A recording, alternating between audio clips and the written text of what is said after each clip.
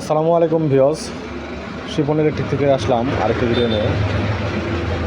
যে আমরা গাড়িতে একটা টাটায় মোটর কন্ট্রোল বক্স লাগিয়ে দিয়েছিলাম, দেখতে পাচ্ছেন এই যে তারই কন্ট্রোল বক্স কুফি মাল।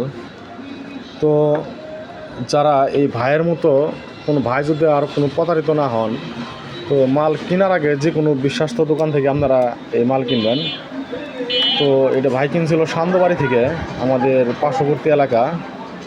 তো এই ভাইটা ওখান থেকে গাড়ি বানাইছিল প্রথম রোজার মধ্যেই। ভাইকে আরও বলছিল যে প্রথম রোজা থেকে আমরা গাড়িতে আছে কোনো কফি মাল দেবো না।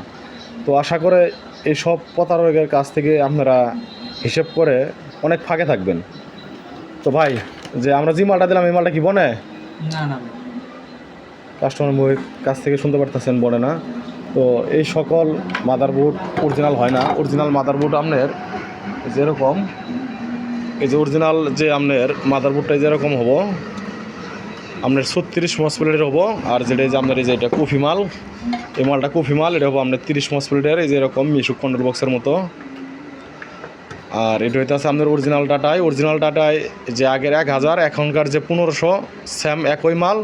শুধু বাংলাদেশ সরকার ভ্যাট বাড়ানোর জন্য যে আমাদের 1000 ওয়াট মালটা রানিং বেশি, এই জন্য মনে করেন সরকারে ভ্যাট ধরার জন্য ওই 1000 মালটা 1500 ওয়াট ওনারা গায়ে রেখে দেয়, 1500 ওয়াট লিখে দেয়, শুধু একটু ভ্যাটটা কম পাওয়ার জন্য। তো অবশ্যই ভ্যাটটা কম ওই মালের, কিন্তু স্যাম এই 1000 ওয়াট আর 1500 ওয়াট স্যাম এক মাল। তো আপনারা সবাই চেষ্টা করবেন স্যাম এই 1500 ওয়াট বা এই 1500 ওয়াট মোটরটা নেওয়ার জন্য। তো খুবই অরিজিনাল ভালো মোটর। তো কেউ এরকম কফি কন্ট্রোল বক্স মোটরে গাড়ি নেবেন না। সবাই সতর্ক থাকবেন, ভালো থাকবেন, সবাই সুস্থ থাকবেন।